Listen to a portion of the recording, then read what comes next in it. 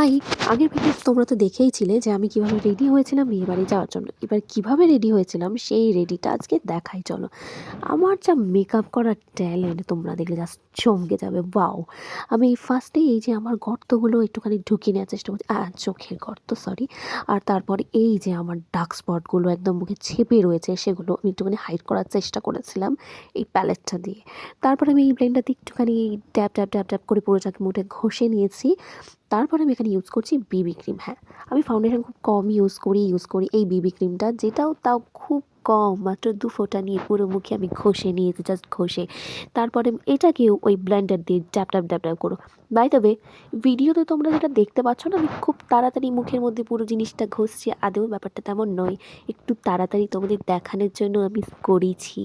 অত তাড়াতাড়ি ঘষলে মুখের ছালটা তো উঠে যাবে নাকি? যাই হোক, পরে আমি ব্রাশটা নিয়ে ওই যে ড্যাব করা বিবি ক্রিমটা সেটাকে তো আমাকেই বসাতেও হবে, তাই পাউডারও দিয়ে নিয়েছি। এরপরে পুরো মুখে পাউডার ঘষার পরে আমি এখানে যে অদ্ভুত মেকআপটা করছি তার নেক্সট পার্টে, যাই হোক, আমি জানো এখানে প্রাইমার দিতে ভুলে গেছিলাম আজকে। ঠিক আছে, হতে পারে, ভুলচুক হয়, দেখতে কেমন লাগছে সেটাই বড় কথা। এবার আমি এই সুন্দর দুটো লিপকে একটু সুন্দর ডার্ক লিপ লাইনার দিয়ে লিপ লাইন করে নিয়েছি। কেমন লাগছে দেখো তো। এবার লিপস্টিক না পরেই আমাকে এত সুন্দর লাগছিল যে আমি কনফিডেন্সের সাথে লিপস্টিক না পরে চলে গেছি সোজা আই মেকআপ করতে। আই মেকআপের জন্য ব্রাশের কোনো প্রয়োজন নেই, আমার এই আঙুলি যথেষ্ট। এই পিঙ্কি ব্লাশারটা নিয়ে আমি এখানে আই শ্যাডোর মধ্যে চোখে দিয়ে দিয়েছি।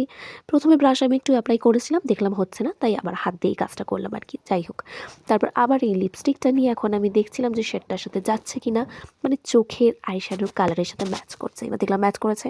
তারপর আমি এখানে লিপস্টিকটাও পরে নিয়েছি। হ্যাঁ, মাঝখানে একটু আইলাইনার দিয়েছিলাম, ওটা আমি ক্যামেরা পরে ঠিক দিতে পারি না, তো তাই।